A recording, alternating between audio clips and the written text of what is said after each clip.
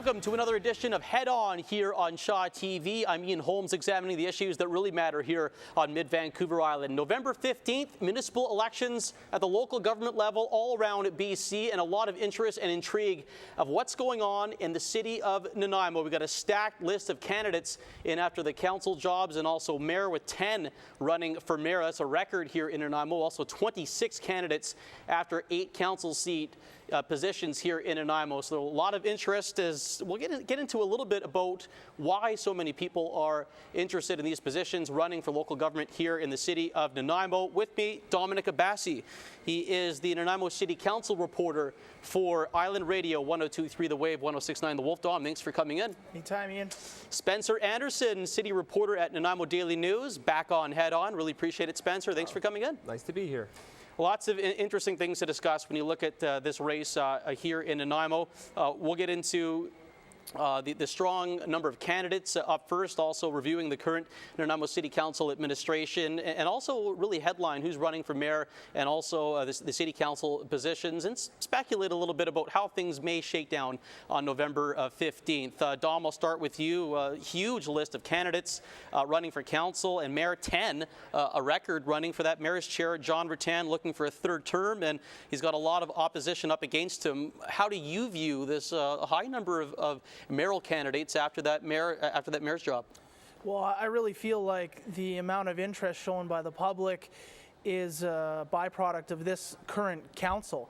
And right, wrong, or indifferent, I don't think it's not for us to judge whether they've done an amazing job or a very poor job. The way they've handled some very hot button issues has inspired a whole lot of people in this community to get involved. And in my time watching City Council, not only as a reporter, but just as a citizen of this city, it's by far and away the most interest, the most buzz I've seen, friends, family talking about the Colliery Dams issue, the Port Theatre expansion, what's happening with the potential of a multiplex always floating around in the background. So with the number of sort of high profile issues that this council has had to deal with, I think it's inspired an amazing amount of community interest, which is a great thing. Whether people are mad or they're happy, either way they care, and I'm really happy to see that. As Spencer knows, that you're looking at packed council galleries for a lot of these meetings. Things have really intensified over the last number of months leading up to now and heading into the November 15th election. What is your read on the situation, Spencer? 10 people after the mayor's job, 26 for council. It's a pretty healthy number of candidates who want to get involved in local politics. Yeah, it's interesting list too. I mean, it's hard to say why people decide to get involved. Hard to say why we have so many mayoral candidates this year. Obviously, each of them feels they could bring something to the job. That's a given when people run for office, I guess. But what's interesting, I feel, about the level of participation this year is it sort of caps off, as Dominic just said, a pretty active couple of years in local politics. I mean, as you mentioned, there were significant, crowds to turn out at the Shaw Auditorium to speak to issues like the Colliery Dams, for example, the Duke Point incinerator proposal, the proposed expansion to the Port Theatre, all issues that saw people just clamor into the Shaw Auditorium, and literally in one case people spilled out into the hallways. So it's interesting to see this number of candidates emerge after a particularly busy couple of years at the city level.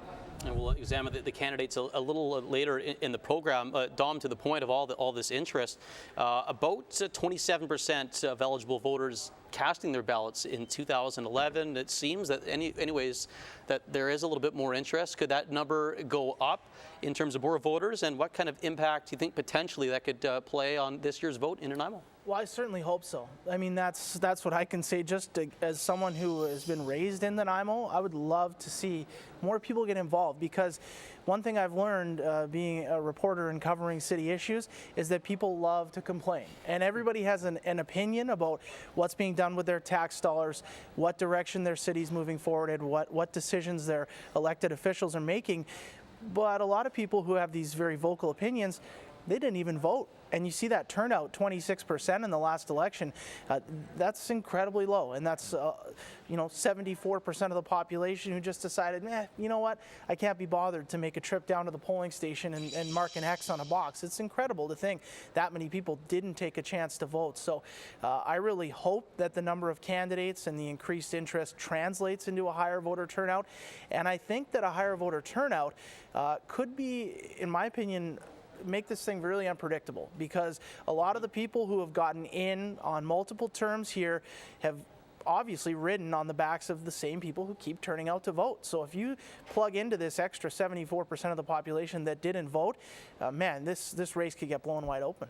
What's your reading to the situation, Spencer? I would just say, I think what's always interesting about municipal turnout in terms of elections, it's historically always been low, and we're not the exception to the rule. I mean, there are some differences, but across the province and really, across Canada, you see pretty dismal turnout in terms of local elections, which is somewhat surprising, because if you think about it, like, local government is where, as someone put it to me the other day, where the rubber hits the road in terms of policy, right? I mean, these people will vote on things that will affect when your garbage is taken out, the amount of money you'll pay on your home every year, how much your water will cost, how much hookup to your house will be for utilities, what rates will be at your local pool, all that kind of stuff. It's a very direct relationship to your vote.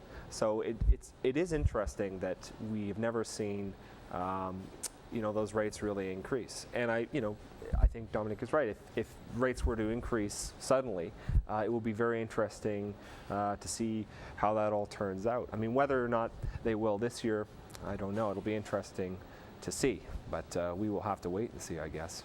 Coming up after the break, we'll review the current Nanaimo City Council administration and touch on some of the issues that maybe sparked all this interest of these 10 mayoral candidates and 26 people running for a seat on Nanaimo City Council. Much more on Head On here on Shaw TV after this quick break.